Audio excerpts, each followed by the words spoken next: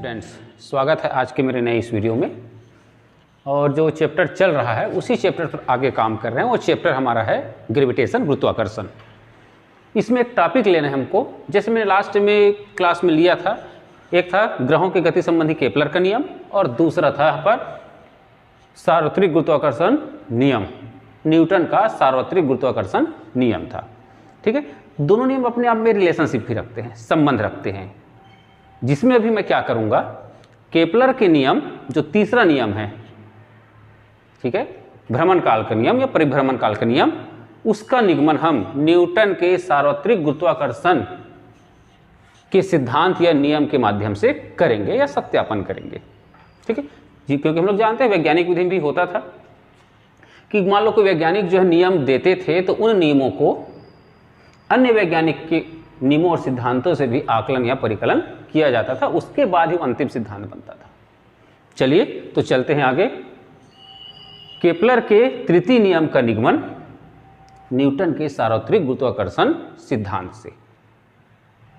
Topic में आगे जाने से पहले स्टूडेंट्स जो इस वीडियो में नए जुड़े हैं या अभी जुड़े हैं, वे चैनल को सब्सक्राइब जरूर कर लें,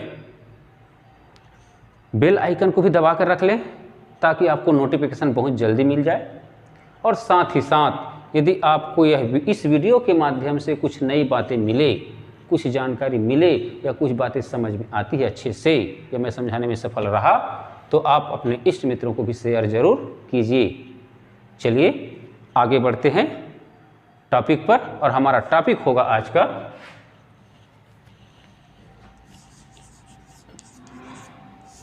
न्यूटन के नियम से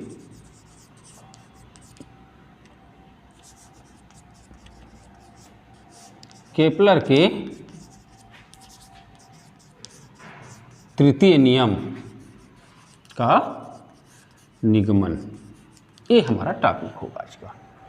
न्यूटन का जो सार्वत्रिक गुरुत्वाकर्षण का नियम है उसको लेकर हम क्या करेंगे, केपलर के जो तीसरा नियम है, कौन सा, परिभ्रमण काल का नियम, उसका हम निगमन करेंगे। देखते हैं चलिए।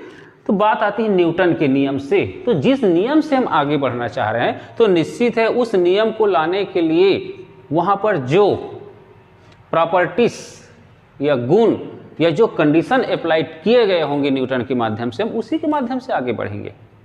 ठीक है, और न्यूटन के नियम में जब हम बात करते हैं, सार्वत्रिक गुरुत्वाकर्षण के नियम में बात करते हैं, उस समय पृथ्वी के मतलब किसी भी ग्रह के कक्ष को क्या माना गया है, वृत्ताकार माना गया। मतलब न्यूटन ने कहा था कि सूर्य केंद्र पर है और उसके चारों ओर सभी ग्रह जो हैं वृत्ताकार कक्ष में गति कर रहे हैं।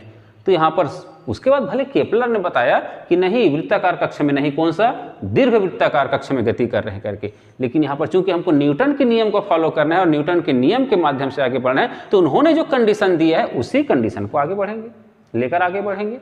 तो चलिए, तो सबसे पहले तो ये होगा, जब हम इस पर काम करेंगे तो ग्रहों के कक्ष को हम क्या मानेंगे, वृत्ताकार मानेंगे। तो सबसे पहले तो यही होगा। चलिए मैं हेडिंग को रहन देता हूं फिलहाल। तो यहां पर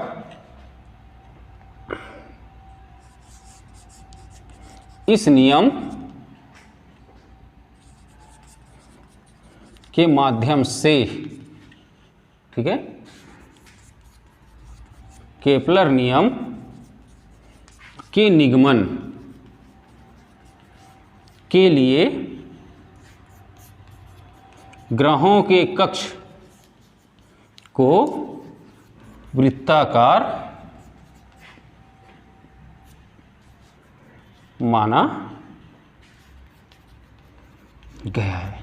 ठीक है, अब क्या करेंगे, एक कोई ग्रह है जिसका स्मॉल m द्रव्यमान है, जो r त्रिज्या के, क्योंकि सूर्य केंद्रित है, ये मैंने लास्ट क्लास में बताया हुआ है। ठीक है, एक कोई ग्रह है जो r त्रिज्या के वृत्ताकार मार्ग में, या वृत्ताकार कक्ष बोलेंगे यहाँ पर, वृत्ताकार कक्ष में भी कक्षीय चाल से, ठीक है, भी कक्षीय चाल से, इसको डायग्राम बनाऊं, यहाँ पर सूर्य केंद्र पर है, r त्रिज्या के वृत्ताकार कक्ष में भी कक्षीय वेग से, मान लो m द्रव्यमान के यहाँ पर क्या है, कोई ग्रह है, आर त्रिज्या के वृत्ताकार कक्ष में भी कक्षीय चाल से क्या कर रहा है, सूर्य के चारों ओर परिभ्रमण कर रहा है। ठीक है, सपोज दैट मान लो यहाँ पर क्या है, सूर्य का द्रव्यमान कैपिटल एम है, तो निश्चित है यहाँ पर हम क्या लगा सकते हैं, न्यूटन का सार्वत्रिक गुरुत्वाकर्षण का नियम लगा सकते हैं। मतलब सूर्य के द्वारा इस ग्रह पर आरोपित आकर्षण बल की गणना कर सकते हैं और वहीं से आगे बढ़ेंगे। तो चलिए मैं यहाँ पर इसको मिटाकर मैं वही थ्योरी को लिख दूं जिसके माध्यम से मैंने चित्र बनाया। इसमें यहाँ पर चित्र बनाने की उतनी आवश्यकता नहीं है, बना देते हैं तो अच्छी बात है, नहीं बनाएंगे तब भी चल सकता है। तो चलिए मैं चित्र को मिटा देता हूँ और जो मैंने थ्योरी बोला है उसी को लिख देता हूँ, उसके बाद न्यूटन के नियम से आगे बढ़ेंगे। ओके, चलिए आगे बढ़ते हैं। चलिए, ये जो सोचकर हमने डायग्राम अभी प्रोवाइड किया था उसी को मैंने लिखा है। यहाँ मैंने बताया आपको डायग्राम की उतनी आवश्यकता नहीं है, बना सकते हैं। एम द्रव्यमान का कोई ग्रह है, आर त्रिज्या के वृत्तीय कक्ष में सूर्य के चारों ओर भी कक्षीय चाल से परिक्रमा कर रहा है। इस समय यदि हम सूर्य के द्रव्यमान को कैपिटल एम मानते हैं तो सूर्य द्वारा ग्रह पर आरोपित आकर्षण बल और किसके नियम से, न्यूटन के नियम से क्या होगा, F बराबर, चाहते यहाँ पर आकर्षण बल F ऐसा ले सकते हैं, क्या होगा, G capital M small m बटे r स्क्वायर। हमने पढ़ा हुआ है, इसको जानते हैं, न्यूटन का सार्वत्रिक गुरुत्वाकर्षण का नियम।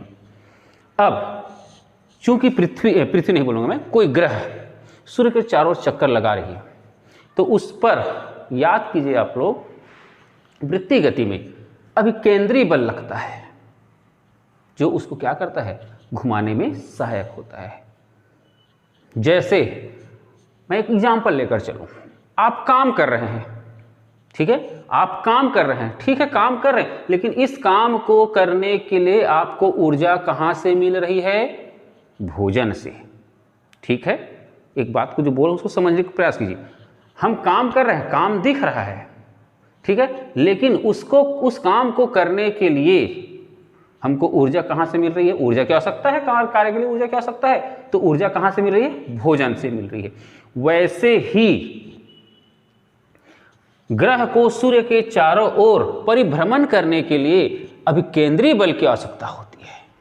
ठीक है, सिमिलर वैसे ही मैंने कहा किसी ग्रह को सूर्य के चारों ओर परिभ्रमण करने के लिए अभिकेंद्रीय बल की आवश्यकता होती है और वह अभिकेंद्रीय बल उन ग्रहों को कहाँ से मिलता है, ये आकर्षण बल से मिलता है। तो निश्चित है हमको जितनी एनर्जी प्राप्त हुई हम उतना ही काम कर पाएंगे, जितना हमारे पास एनर्जी उतना ही तो काम कर पाएंगे। मतलब क्या हुआ, यहाँ पर भी जितना आकर्षण बल है उतना ही तो वहाँ पर क्या होगा, अभिकेंद्रीय बल होगा। तो हम यहाँ पर सूत्र जानते हैं अभिकेंद्रीय बल का, वो अभिकेंद्रीय बल क्या होता है, तो यहाँ पर हम लिख सकते हैं, चलिए, ग्रहों को परिभ्रमण के लिए आवश्यक अभिकेंद्रीय बल,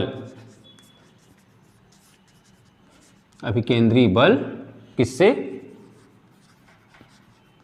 आकर्षण बल से प्राप्त होती है। ठीक है, ये हमारा थ्योरम है, सिस्टम है। ग्रहों को परिभ्रमण के लिए आवश्यक अभिकेंद्रीय बल जो किससे प्राप्त होती है, आकर्षण बल से प्राप्त होती है। जैसे मैंने अभी बताया, किसी भी व्यक्ति को कार्य करने के लिए या कार्य संपादित करने के लिए आवश्यक ऊर्जा कहाँ से प्राप्त होती है, भोजन से प्राप्त होती है, जो हम लोग न्यूट्रिएंट्स लेते हैं उससे प्राप्त होती है। सिमिलर बिल्कुल। तो अभिकेंद्रीय बल क्या होता है, तो हम जानते हैं, तो वह अभिकेंद्रीय बल क्या होता है, अभिकेंद्रीय बल बराबर वही बल है mv² अपॉन r, ये होता है। दोनों तो सिमिलर, मैंने कहा ना, जितनी ऊर्जा उतना कार्य, वैसे ही जितना ये उतना ये रहेगा। मतलब समीकरण 1 और 2 क्या होंगे, मैं समीकरण इसको 2 देता हूं तो समीकरण 1 और 2 क्या होंगे, इक्वल होंगे। चलिए इक्वल कर दे, तो समीकरण 1 बराबर समीकरण 2 कर क्या हो जाएगा, capital G capital M small m बटे r² equal to small m v² upon r², sorry r। ठीक है, इस पर देखिए हम जो कट सकता है उसको काटें, और जो बचता है उसको बचाए। यहाँ देखिए m और m कट रहा है, r में से एक यहाँ पर r स्क्वायर में से एक कट रहा है। ठीक है, चले आगे बढ़ते हैं। तो बचा क्या हमारे पास, capital G capital M upon R equal to V square. ये हमारा हो गया थर्ड इक्वेशन। हमको जो संबंध लाना है वह जो संबंध है किनके मध्य है, परिभ्रमण काल और ग्रहों की सूर्य से दूरी। परिभ्रमण काल और ग्रहों की से सूर्य की दूरी या सूर्य से ग्रहों की दूरी में संबंध लाना है। यही केपलर का तीसरा नियम है। ठीक है, उसको लाने के लिए अब देखिए जो चीज़ हमारे पास एक्स्ट्रा ऑर्डिनरी चीज़ है उसको हटा दें। तो हटाना तो ऐसा नहीं मिटा दिया और हटा दिया भाई, उसको कुछ नियम और शर्तों से हटाएंगे। तो देखिए यहाँ पर, चलिए पहले इसको आप अच्छे से देख लीजिए, फिर आगे बढ़ेंगे। इस पर अच्छे से देख लीजिए, उसके बाद इसको मैं मिटाऊंगा, इस पार्ट को मिटाऊंगा, उसके बाद आगे बढ़ेंगे। और यहाँ पर हम जो काम करेंगे कौन सा, कुछ मैथमेटिकल प्रोसेस है। मैं इसलिए शुरू से बोलते आ रहा हूँ, जब तक आप गणित की चीज़ों को अच्छे से नहीं जानेंगे आपको फिजिक्स में थोड़ी सी दिक्कत हो सकती है। यथासंभव जहाँ तक संभव हो सके मैं जो ज़रूरत आती जाती है, जो गणितें आती जाती है, उसको मैं वहीं पर क्लियरेंस करते चलूँगा। लेकिन फिर भी आप लोगों को चाहिए कि आप लोग एक जितने भी आवश्यक सूत्र है, फार्मूला है, उन फार्मूला की एक छोटी सी कॉपी बना के अच्छे से उसको लिखकर रख लीजिए और उसको आप अपने दिमाग में भी रखिए, ताकि जहाँ पर ज़रूरत पड़े वहाँ पर आप क्या कर सकते हैं, उसको उपयोग कर सकते हैं। चलिए मैं इसको मिटा देता हूँ, उसके बाद उस पर आगे बढ़ते हैं। चलिए मिटाने के बाद मैं एक काम करता हूँ, समीकरण 3 जो आया हुआ है हमारे पास, क्योंकि इसी से आगे बढ़ना हमको, तो इसको मैं एक बार लिख देता हूँ। हमारे पास मिला है क्या, capital G capital M upon R equal to V square. ये हमारा इक्वेशन नंबर 3 है। ठीक है, चलिए अब इस पर काम करते हैं। देखें हमको हटना है, जाना है किस पर, T और R पर। तो ये हमारा सहायता करेगा, ये तो कोई सहायता नहीं करे, कांस्टेंट हो गया है। ठीक, तो हम जानते हैं, देखिए मैं एक डायग्राम बना रहा हूँ। सूर्य, पृथ्वी, ग्रह जो है, ये समझाने के लिए R त्रिज्या के वृत्ताकार मार्ग में, ठीक है, V कक्षीय चाल से गति कर रही है। ठीक है, तो जब कोई वस्तु जो है किसी वृत्ताकार मार्ग में गति करता है, ठीक है, जो हमारे पिछले क्लास में हुआ है, जब कोई वस्तु वृत्ताकार मार्ग में गति करता है तो उसमें इसको कहा जाता है रेखीय वेग। रेखीय वेग के साथ साथ वो कोणीय वेग, मतलब कोणीय वेग से भी विस्थापित हो रहा है इस तरह से। तो उसका कोणीय वेग मान लो क्या हो, ओमेगा हो। कोणीय वेग का संकेत होता है ओमेगा। ठीक है, तो मान लो वह जो है उसका कोणीय वेग क्या रहे उस समय, ओमेगा। डब्ल्यू नहीं है, ओमेगा है। इस संकेत का नाम ओमेगा कहा जाता है इसको। आर त्रिज्या के वृत्ताकार मार्ग में V वेग से रेखीय वेग से गति कर रही है और उस समय उसका कोणीय वेग क्या हो, यदि ओमेगा हो, तो यहाँ पर हम पहले से जानते हैं ओमेगा और V में संबंध, कोणीय वेग और रेखीय वेग में संबंध ये होता है V equal to omega R।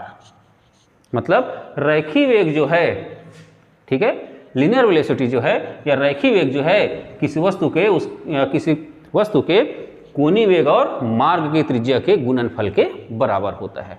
तो इस मान को हम यहाँ अप्लाई कर सकते हैं। ठीक है, तो चलिए इस मान को अप्लाई कर देंगे यहाँ पर। उसके बाद आगे और देखेंगे, ओमेगा और आर में आ गए।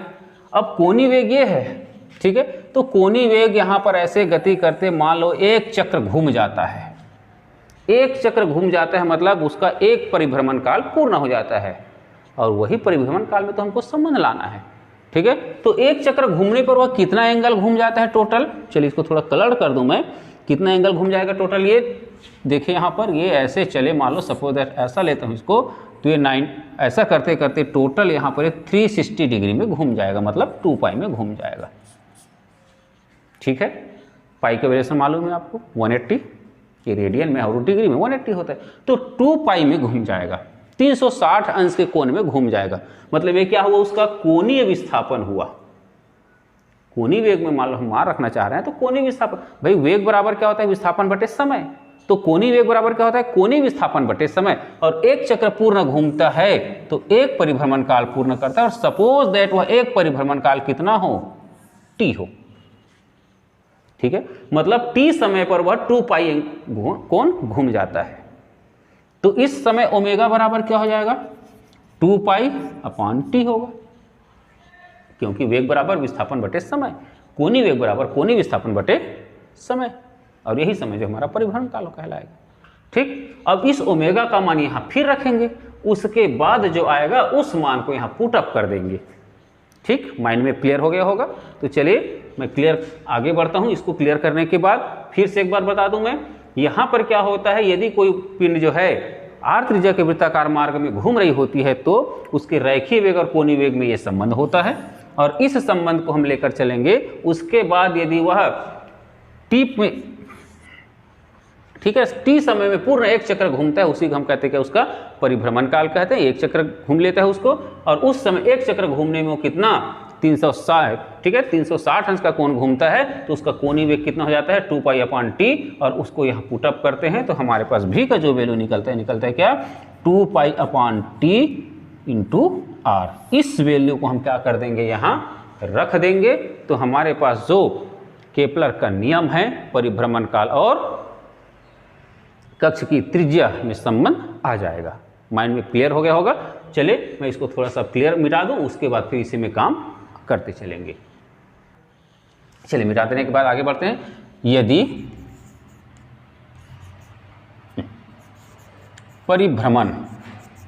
परिभ्रमण करते हुए ग्रह का कोणीय वेग, ठीक है, कोणीय वेग क्या हो, ओमेगा हो, तथा परिभ्रमण काल कितना हो, कैपिटल टी हो, तो हम जानते क्या है, तो v इक्वल टू होता है ओमेगा आर। ठीक है, कोणीय वेग और रेखीय वेग में संबंध। ठीक, चूंकि परिभ्रमण काल कितना है, परिभ्रमण काल टी पर ग्रह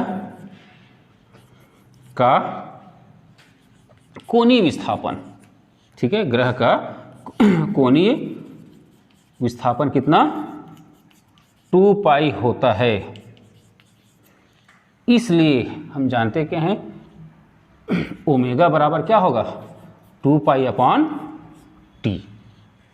ठीक, तो अब क्या हो जाएगा, अतः v बराबर 2 pi upon T into R. ये हमारे पास एक सिस्टम निकलता है। इस मान को, चलिए मैं इसको क्या कर दूं, इक्वेशन नंबर क्या कर दूं 4 कर दूं। समीकरण क्या कर देंगे अब 3 में मान रखने पर, चलिए समीकरण 3 में मान रखना, तो इसके लिए मैं कई बार उल्लेख भी किया है, समीकरण 3 में मान लो कोई भी समीकरण मान रखते हैं तो ध्यान रखना हमेशा आप लोग, जिस इक्वेशन पर हम वैल्यू पुटअप करते हैं या जिस समीकरण पर मान अप्लाइड करते हैं, मान रखते हैं, तो पहले उस समीकरण को एक बार लिख देनी चाहिए। इससे पेपर चेकर को या जो भी चेक करने वाला होता है या जो भी उस टर्म को देखता है उसको समझ में आता है कि इस समीकरण में मान रखा है। नहीं तो क्या होता है, हम मान रखने पर उसके बाद समीकरण 3 को पलट के खोज रहे हैं कहाँ है वो समीकरण। ठीक है, उसको खोजने के लिए हमने करते हैं बॉक्सिंग करके रखा है समीकरण, लेकिन हो सकता है पत्ता पलट दे, उसके बाद फिर हमको खोजने में समय, उससे अच्छा हम क्या करें लिख दें ताकि पेपर चेकर को भी सहूलियत हो जाए। तो समीकरण 3 क्या है, capital G capital M upon R equal to V का स्क्वायर। तो capital G capital M upon R equal to 2 pi upon capital T into R power 2। ठीक है, चलिए इसको थोड़ा सा मिटा दूं, उसके बाद इसके बाद आगे बढ़ेंगे। ठीक, चलिए इसमें देखें अब क्या होगा, इसको हल कर लें, क्या होगा जी आर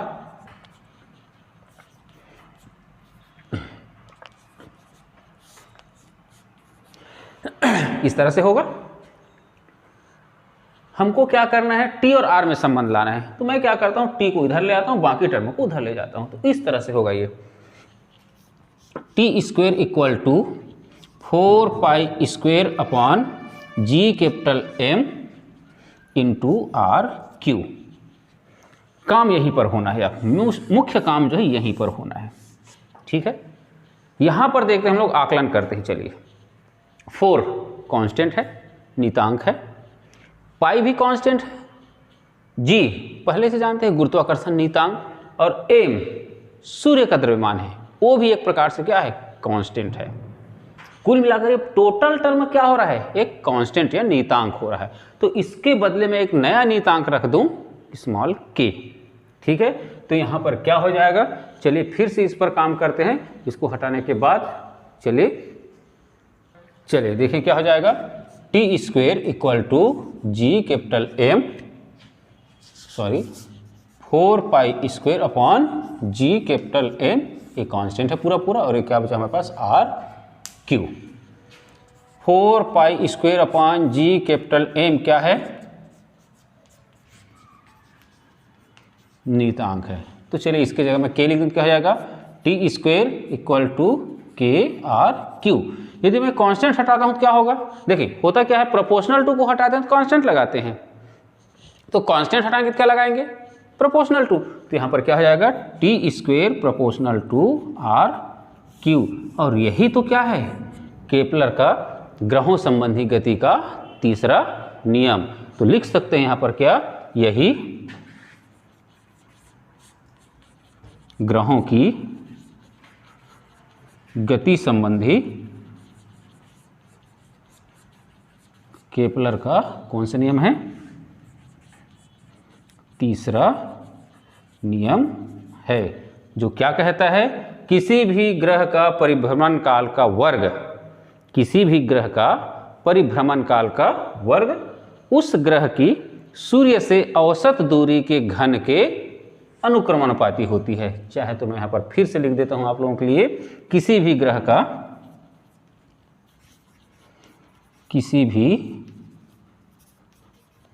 ग्रह का परिभ्रमण काल का वर्ग सूर्य से उस ग्रह की औसत दूरी के घन की कैसे होती है, अनुक्रमानुपाती होती है। इसको हम डबल इंटीग्रल में प्रोवाइड कर सकते हैं। और इस तरह से हम देखें, किसी भी ग्रह का परिभ्रमण काल का जो वर्ग है सूर्य से उसके औसत दूरी के घन या क्यूब के अनुक्रमानुपाती होती है, जो केपलर का तीसरा नियम है, जिसे हमने कहा भी है परिभ्रमण काल का नियम, और जो न्यूटन के सार्वत्रिक गुरुत्वाकर्षण के नियम के माध्यम से सत्यापित भी होता है। चलिए विद्यार्थियों, आप लोग इसको अच्छे से तैयार कर लीजिए। ये बहुत ही महत्वपूर्ण प्रश्न है जो आपके पेपर में लगभग आते ही हैं 4 या 5 नंबर के लिए। Okay, thank you.